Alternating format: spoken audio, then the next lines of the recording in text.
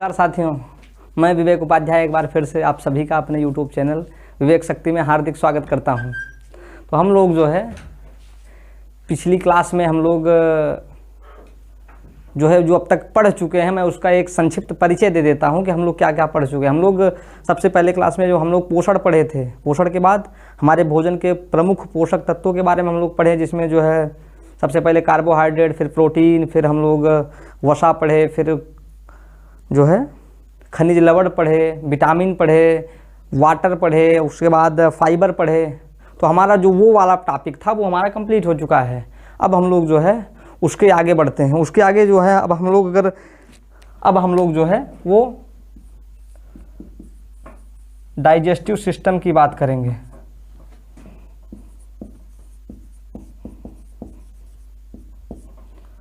अब देखिए, जैसा कि ये नाम से स्पष्ट हो रहा है कि ये जो है इसमें दो शब्द हैं। पहला है डाइजेस्टिव, अगला है सिस्टम।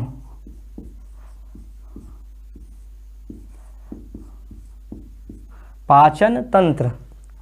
अब ये क्या होता है, हम लोग पोषण पढ़े हैं ना। पोषण में क्या होता था कि जो है हम पहली क्लास में मैंने बताया था कि जब हम जो है, हम का मतलब सजीव जो है वो क्या करता है कि वातावरण से जो है वो भोजन को ग्रहण करता है, फिर जो है उसका भोजन ग्रहण करता है तो उसके बाद जो है वो उसका पाचन करता है। पाचन के बाद उससे जो है ऊर्जा निकलती है और उस ऊर्जा का विकास जो है जो सजीव है वो अपनी वृद्धि, विकास, स्वास्थ्य को बेहतर बनाने के लिए तथा अपने प्रतिरक्षा तंत्र को मजबूत करने के लिए वो करता है। तो यही जो है हमारा पोषण था। और मैं पोषण में बताया था कि पोषण दो तरीके का होता है, पहला स्वपोषण और दूसरा जो है वो परपोषण था। मैंने बताया था कि स्वपोषण वो होता है जो अपना भोजन स्वयं बना ले, जैसे पेड़ पौधे, और परपोषण में मैंने ये बताया था कि जो है अपना भोजन स्वयं ना बनाए, वो प्रत्यक्ष या अप्रत्यक्ष रूप से पेड़ पौधों पर निर्भर रहे। अब प्रत्यक्ष रूप से कैसे निर्भर हुआ? प्रत्यक्ष रूप से ये हुआ कि जैसे खरगोश है, गाय भैंस है, हिरन है, ये सभी क्या हैं, ये सीधे पेड़ को खाते हैं। तो ये डिपेंड किस पे हुए? पेड़ पौधों पर हुए। और उसके बाद अप्रत्यक्ष रूप से कैसे है, जैसे शेर हुआ, जितने मांसाहारी जानवर हैं ये क्या करते हैं, ये जो है पेड़ को नहीं खाते, लेकिन पेड़ को जो है जैसे खरगोश, हिरन ये सभी खाए या गाय भैंस खाए, तो शेर वगैरह क्या करते हैं कि इन सबको खाते हैं ना। तो यानी कि एक तरीके से जो है ये प्रत्यक्ष या अप्रत्यक्ष रूप से जो है पेड़ पौधों पर ही निर्भर हुए। तो उसी के सेंस में हम लोग आज यहाँ पर पाचन तंत्र पढ़ेंगे। पाचन तंत्र में क्या होता है, यहाँ पे ये दो शब्द हैं। पहला ये पाचन है, ये अलग चीज़ है, और तंत्र अलग चीज़ है। जैसे एक शब्द होता है अंग, एक शब्द होता है अंग तंत्र। अंग क्या है, जैसे अंगुलियाँ वगैरह सब अंग हैं, लेकिन ये पूरा हाथ हमारा क्या है, ये पूरा एक फंक्शन एक साथ मिलकर क्रिया करते हैं ना। तो वही का, इसी कहने का मतलब यही है कि जो पाचन तंत्र है ये कई अंगों का एक समूह है। ये कई अंग जो हैं शरीर के एक साथ मिलकर फंक्शन करते हैं, एक साथ मिलकर कार्य करते हैं, इसी वजह से इसको जो है पाचन तंत्र कहते हैं। सबसे पहले मैं पाचन की परिभाषा की अगर बात करूं तो पाचन की परिभाषा में जो होता है, जो भोजन हमारा होता है वो कैसा होता है, ये जटिल कार्बनिक पदार्थ होता है। ये कैसा होता है, जटिल कार्बनिक पदार्थ होता है। और इसी जटिल कार्बनिक पदार्थ को जो है ये अगर सरल कार्बनिक पदार्थ में टूट जाए तब ये क्या है, सरल कार्बनिक पदार्थ में टूट जाए तो यही टूटने की प्रक्रिया है, प्रक्रिया ही क्या कही जाती है, यही हमारा पाचन है। ठीक, तो यानी कि पाचन वह है जिसमें जो है जटिल कार्बनिक पदार्थ सरल कार्बनिक पदार्थों में टूटते हैं। अब जैसे मैं उदाहरण की बात करूं तो जैसे अगर मान लीजिए कि हमने जो है कोई शर्करा खाई, जैसे मान लेते हैं कि C6 हो गया, ग्लूकोज हमको मिला, H12 हो गया, O6 हो गया। अब इसमें देख रहे हैं कि ये एक कैसी संरचना है, जटिल संरचना है। ये टूटेगी किस में, कार्बन, हाइड्रोजन और ऑक्सीजन में। ये कैसे टूटेगी अभी हम लोग जब बारी बारी से जो है, जब हम पूरे समग्र रूप में पाचन तंत्र को पढ़ेंगे तो उसमें समझेंगे कि इसमें जो है क्या क्या प्रक्रियाएं हुई, कैसे ये टूटा, ये कहाँ पर टूटा, ये सभी हम लोग पढ़ेंगे बारी बारी से। तो पाचन समझ में आया ना, कि यानी कि जो जटिल कार्बनिक पदार्थ हैं वो सरल कार्बनिक पदार्थों में टूटना ही पाचन कहलाता है। 1 नंबर में पूछ सकता है।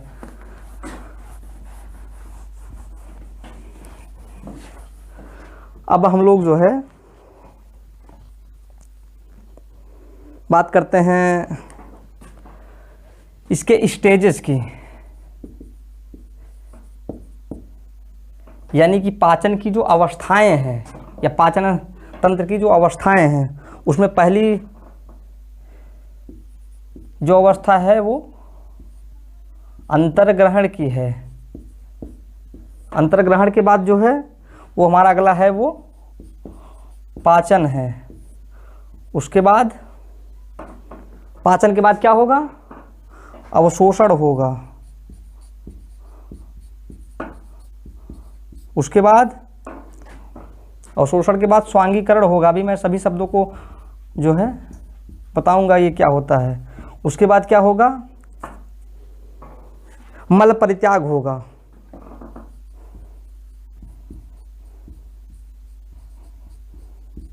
यानी कि हमारे शरीर में जो है पाचन के लिए ये 5 अवस्थाएं होती हैं। इन 5 अवस्थाओं के बारे में अभी हम लोग जो है पढ़ेंगे।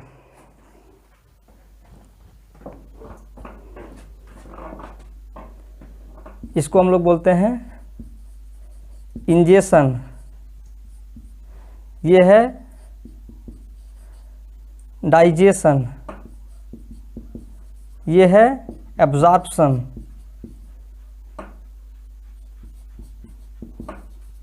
यह है हमारा एसिमिलेशन। इसके बाद जो है वो डेफिकेशन है।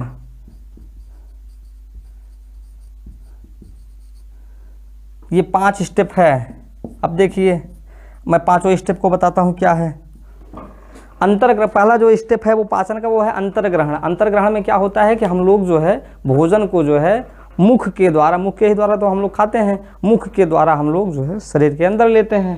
तो वो हमारा हो गया अंतर्ग्रहण, यानी कि नाम से ही स्पष्ट है कि अंतर्ग्रहण यानी कि अंदर जो है ले जाना।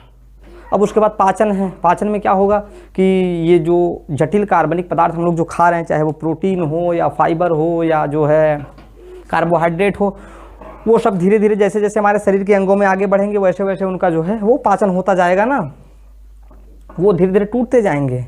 उसके बाद हमारा अवशोषण होगा। अवशोषण में क्या होगा कि जब जो है पाचन के बाद जो सरल कार्बनिक पदार्थों में ये टूटेगा तो ये जो है हमारे आंत की दीवारों द्वारा जो है इनका अवशोषण होगा, उनको जो है रक्त में पहुंचाया जाएगा। और फिर एसिमिलेशन में क्या होता है, स्वांगीकरण में क्या होता है कि जो भी पोषक तत्व तो हम खाए हैं वो जब हमारे शरीर में जाता है उसके बाद उसको पूरे शरीर में जो है फैलाना होता है। तो वो जो पूरा प्रोसेस है वो स्वांगीकरण है।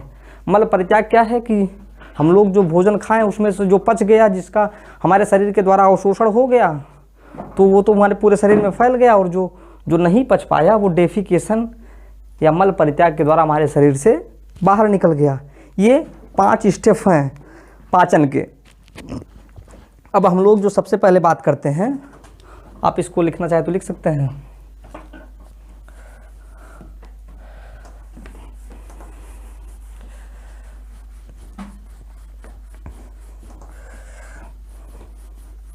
हम लोग मुख की बात करते हैं। मुख जो है वो मुख में 2 भाग होते हैं। पहला है मुख प्राधार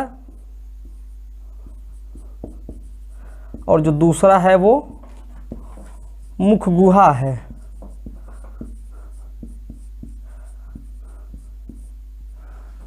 अब मुख प्राधार में जो है इसमें क्या है, गाल का भीतरी भाग है।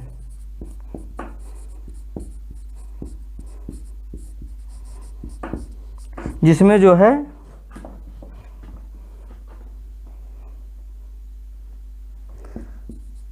दांत जो है, होष्ठ जो है, जीभ जो है, मसूड़े जो हैं, इन सभी को छोड़कर, इन सबको छोड़कर जो भी खाली स्थान बचता है वो क्या है? मुख प्राधार है।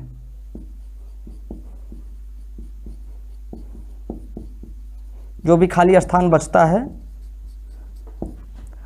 वो क्या है? वह मुख प्राधार है। ठीक, यानी गाल के भीतरी भाग की बात हो रही है, जिसमें जो है दांत, ओठ, जीभ, मसूड़े, इन सबको छोड़ दिया जाए, वो जो खाली स्थान बच रहा है वो मुख प्राधार है। अगला है मुख गुहा। मुख गुहा क्या होता है कि जो ग्रास नली जो है मुख में जहाँ खुलती है, मुख में जहाँ खुलती है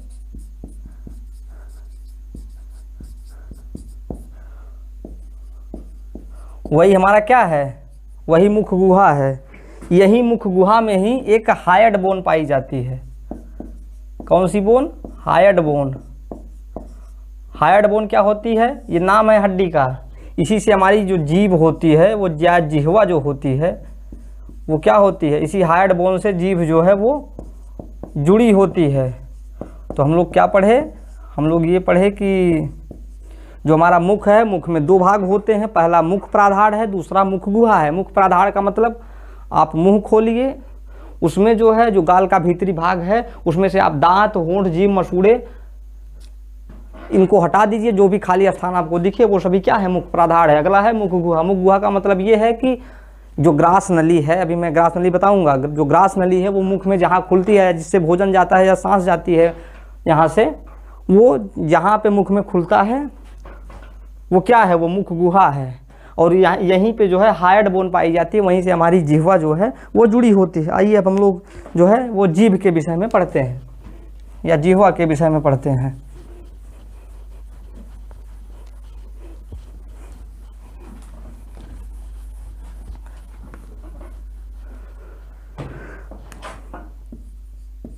जो जीभ होती है, मैं जीभ की कुछ साइज बनाता हूँ, जैसे कुछ ऐसे होगी जीभ। यहाँ पे क्या पाई जाती है? ये यहाँ पे हायड बोन पाई जाती है, जहाँ से मुख में जो है, जहाँ से जीभ जो है वो जुड़ी होती है, वो उसको हायड बोन बोलते हैं। अब देखिए, ये पूछा जाता है कि जीभ पर या जीभ पे क्या पाया जाता है? यहाँ पे जो है स्वाद कलिकाएं पाई जाती हैं, जिनसे हमको जो है स्वाद का पता चलता है। ठीक, अगर आप कभी शीशे के सामने खड़े हो और अपनी जीभ को जो है निकाल के देखें तो उसमें छोटे छोटे जो है आपको थोड़ा उभरी हुई सतह दिखेगी। वही सब क्या है? जीभ कलिकाएं हैं या स्वाद कलिकाएं हैं, माफ़ कीजिएगा। अब देखिए, जो प्रश्न बनता है, ये पूछा जाता है कि जीभ में कौन सा भाग जो है वो किस स्वाद को बताता है। ये आप चेक भी कर सकते हैं। देखिए, दांत कहाँ कहाँ होता है? दांत किनारों पर होता है ना। एक मुहावरा आप लोग पढ़े होंगे, क्या? दांत खट्टे करना। दांत खट्टे करने का क्या अर्थ होता है? यानी कि किसी का छक्का छुड़ा देना। इसका क्या मतलब हुआ? किसी का ज़बरदस्त मुकाबला करना, वही है क्या? दांत खट्टा करना। लेकिन यहाँ पे क्या अर्थ है इसका? कि जो जीभ होती है वो किनारों पर जो है वो कैसा स्वाद देती है? खट्टा स्वाद देती है। ये मैं याद करने के लिए दांत खट्टे करना वाला उदाहरण दिया। अब देखिए, जीभ का जो अगला हिस्सा है ये किस स्वाद को बताता है? ये मीठा स्वाद बताता है। ये जो बीच वाला जो भाग दिख रहा है ये नमकीन स्वाद बताता है, और जो ये वाला भाग दिख रहा है ये कड़वा स्वाद बताता है। ठीक, ये आप घर पर प्रैक्टिकल कर सकते हैं। चीनी लीजिएगा आप, जो है सामने बिल्कुल रखिएगा जीभ के, तो आपको पता चल जाएगा कि मीठा है कैसा है। नमकीन लीजिएगा तो बीच में रखिएगा, वो खट्टा है तो वो किनारों से पता चलेगा। इसको याद करने के लिए आप ऐसे याद करिए कि दांत खट्टे करना मुहावरा है, उसी से बैठा लीजिए कि जो किनारे पर ही दांत पाए जाएंगे ना, यानी कि किनारों पर जीभ की जो स्वाद कणिकाएं होती हैं वो खट्टे स्वाद को बताती हैं। जो जीभ का अगला भाग होता है, जो वहाँ पे स्वाद कणिकाएं पाई जाती हैं, वो मीठे स्वाद को बताती हैं। और मीठा का अपोजिट क्या होगा? कड़वा या कसैला। वो जीभ का जो मुख यहाँ हार्ड ग्रंथि के आसपास वाला क्षेत्र है वो वहाँ पे कड़वा बताते हैं, और बीच में पूरा जीभ जो है वो नमकीन बताती है। ठीक, तो जीभ से जो है इतने प्रश्न बनते हैं। अब हम लोग जो है बात करते हैं लार की।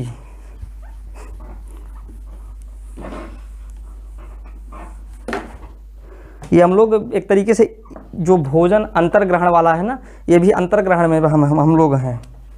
अब देखिए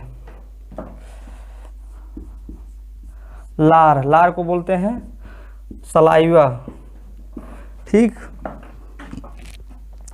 अब अगर सलाइवा की बात करें तो लार से आप लोग परिचित हैं। लार में क्या होता है, वो 99% जल होता है। जो इसका पीएच मान होता है वो 7.1 से 7.5 होता है। यानी कि लार कैसा होता है, वो क्षारीय होता है। अब ये पीएच मान क्या है, हम लोग केमिस्ट्री में पढ़ेंगे। ये होता है कि पावर ऑफ हाइड्रोजन, इसका एक स्केल होता है पीएच का। 0, ये 0, ये 7, ये 14। 7 पे जो है ये उदासीन होता है, जैसे जल हो गया। और 7 से अगर कम है तो ये एसिडिक होगा, यानी कि अम्लीय होगा। और 7 से अगर ज़्यादा है तो ये क्षारीय होगा, ठीक। ये है। अब देखिए लार के विषय में हम लोग ये पढ़े कि लार में जो है 99% जल पाया जाता है, तथा जो लार का जो कैरेक्टर होता है वो बेसिक इन नेचर होता है, यानी क्षारीय होता है। अब हम लोग बात करते हैं कि मनुष्य में जो है कितनी लार ग्रंथियां पाई जाती हैं। पहली बात तो मनुष्य में 3 जोड़ी लार ग्रंथियां पाई जाती हैं।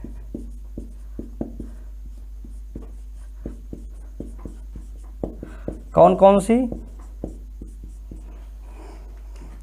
पहला है पैरोटिड,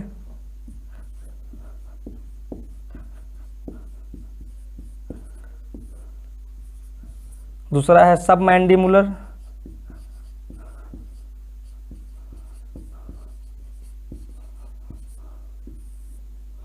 और तीसरा जो है वो है सबलिंगुअल।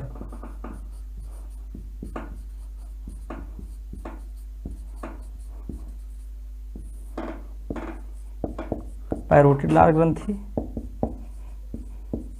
सबमैंडिबुलर लार ग्रंथि,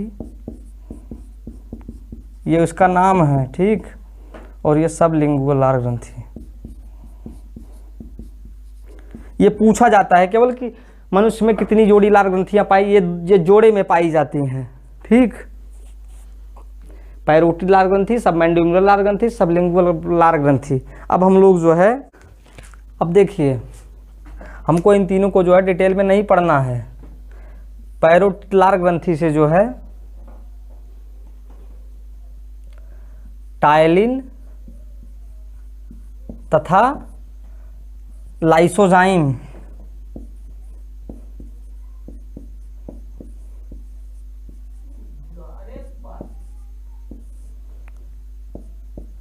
ये दो जो है पैरोटिड लार ग्रंथि से, ये जो है ये दो एंजाइम, ये दोनों क्या है, एंजाइम हैं।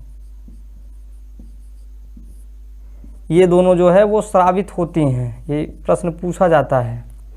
अब ये पैरोटिड लार ग्रंथि से पहली बात ये जो है स्रावित होती हैं। अब टाइलिन क्या करता है और लाइसोजाइम क्या करता है? जो टाइलिन होता है ये मंड को किसमें परिवर्तित कर देता है? शर्करा में। जब हम लोग पढ़ रहे थे कार्बोहाइड्रेट का प्रकार तो वहाँ पे मंड भी पढ़ा था, शर्करा भी पढ़ा था। शर्करा कैसी कार्बोहाइड्रेट थी? ये जो है पॉलीसैकेराइड थी। और ये कैसी थी? ये मोनोसैकेराइड थी, ठीक।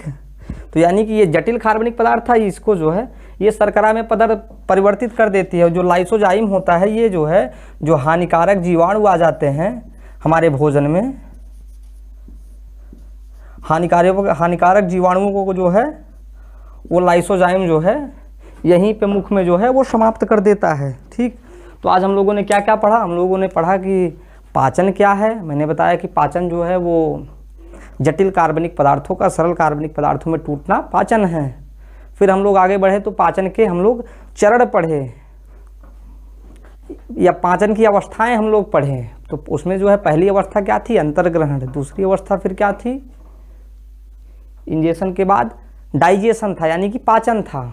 उसके बाद अवशोषण था, एब्जॉर्प्शन। उसके बाद स्वांगीकरण, उसके बाद फिर मल परित्याग, इसको हम लोग पढ़े। उसके बाद हम लोग मुख की बात किए तो मुख में जो है दो होते हैं, एक पहला जो था वो मुख प्राधार था, दूसरा जो था मुख गुहा था। मुख प्राधार में मैंने ये बताया कि मुख प्राधार जो होता है वो गाल के भीतरी वाला भाग, उसमें से मसूड़े, दांत और जीभ को आप हटा दिए, जो भी खाली स्थान बचता है वो जो है मुख प्राधार है। और अगली बात उसके बाद मुख गुहा था। मुख गुहा में मैंने ये आपको बताया कि मुख गुहा जो होता है वो जो हमारी ग्रास नली है वो मुख में जहाँ खुलती है वो मुख गुहा है। इसी में जो है मैंने बताया कि यहाँ पे हार्ड ग्रंथि एक पाई जाती है, वहीं से हमारी जीभ जो है वो निकली हुई है, जिह्वा जो है वो निकली हुई है। फिर मैंने जीभ के जो है जीभ में कहाँ पर जो है कौन सी स्वाद कलिकाएँ पाई जाती हैं इसके बारे में हम लोगों ने पढ़ा। मैंने बताया कि दांतों के बगल यानी कि जीभ के पार्श्व हिस्से में यानी कि बगल वाले हिस्से में खट्टी वाली स्वाद कलिकाएँ पाई जाती हैं। उसके बाद आगे जो है वो मीठा, आगे के जस्ट अपोजिट बिल्कुल पीछे जो है वो कसैला या कड़वा, बीच में जो है नमकीन। उसके बाद हम लोग लार की बात किए तो लार में मैंने बताया कि लार जो है वो इसमें 99% जल होता है तथा 7.1 to 7.5 pH पे जो है pH स्केल पे ये क्षारीय होता है। उसके बाद हम लोग पढ़े कि लार ग्रंथियाँ 3 होती हैं, कौन कौन सी, पैरोटिड, सबमैंडिबुलर है, सबमैंडिबुलर, और उसके बाद सबलिंगुलर ग्रंथि। हमको इन सबको डिटेल में नहीं पढ़ना था। लार में जो और पढ़ना था वो है कि पैरोटिड लार ग्रंथियों से 2 एंजाइम स्रावित होती हैं, जो पहला टाइलिन है, दूसरा लाइसोजाइम है। टाइलिन क्या करता है, ये जो है मंड को जो है वो शर्करा में परिवर्तित कर देता है, तथा जो लाइसोजाइम है वो हानिकारक जीवाणुओं को मुख में ही समाप्त कर देता है।